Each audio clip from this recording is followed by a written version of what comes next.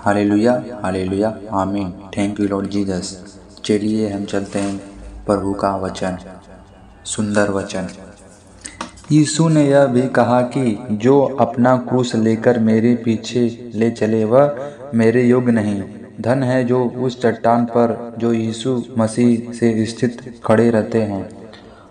यह उस पापी मनुष्य के धोए हुए पवित्र किए हृदय की तस्वीर है। जब हम परमेश्वर के अनुग्रह को दया के बहुतायत से बचाया गया है, यह हृदय अब परमेश्वर का सच्चा मंदिर और एकत्रित परमेश्वर अर्थात परमेश्वर पिता, पुत्र और पवित्र आत्मा का विश्वासस्थान बन गया है। जैसा कि यीशु ने प्रतिज्ञा की थी, यदि कोई मुझसे प्रेम रखे तो वह मेरे वचन को मानेगा और मेरा पिता उससे प्रेम रखेगा और हम उसके पास आएंगे और उसके साथ वास करेंगे।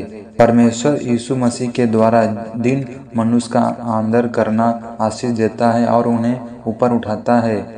अब यह हृदय परमेश्वर का सच्चा मंदिर बन गया है। पाप उसके हृदय में से दूर किया गया है। शैतान तो झूठ का पिता है। उसके द्वारा प्रभावित विभिन्न जानवरों के बदले अब हम पवित्र आत्मा और सत्य की आत्मा का उसके हृदय में वास करते हैं और राज्य करते हुए देखते हैं।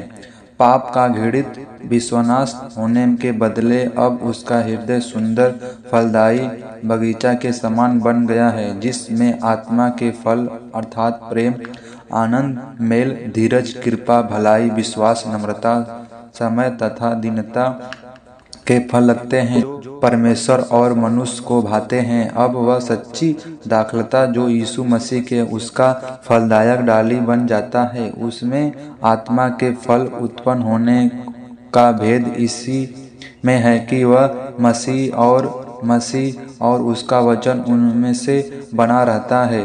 अब जबकि वह पवित्र आत्मा से भर गया है, उसका बपतिस्मा पाया है, जो आत्मिक प्राप्त होता है कि वह शारीरिक और उसकी अभिलाषाओं से भरी वासनाओं पर जय पाने और पुराने मनुष्य को क्रूस पर चढ़ाया है। पवित्र आत्मा की सामर्थ्य से वह आत्मा के अनुसार चलकर शरीर की अभिलाषाओं को जयवंत होता है।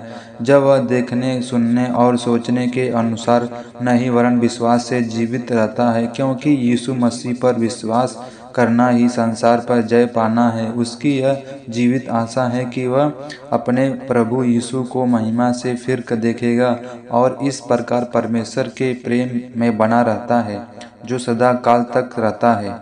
धन है वे जिनको मन शुद्ध है, क्योंकि वे परमेश्वर को देखेंगे। दाऊद राजा अपनी सारी धन संपत्ति तथा बाहरी शत्रुओं के ऊपर विजयी होते हुए इस बात को भाली भाभी जानता था, जिससे सबसे भारी युद्ध इसके सत्य के हृदय में लड़ा जा रहा है। अतः वह अपनी आंतरिक आवश्यकताओं को मालूम करते हुए यह प्रार्थना करते हैं कि हे परमेश्वर, मेरे अंदर युद्ध उत्पन्न कर और मेरे भीतर स्थित आत्मा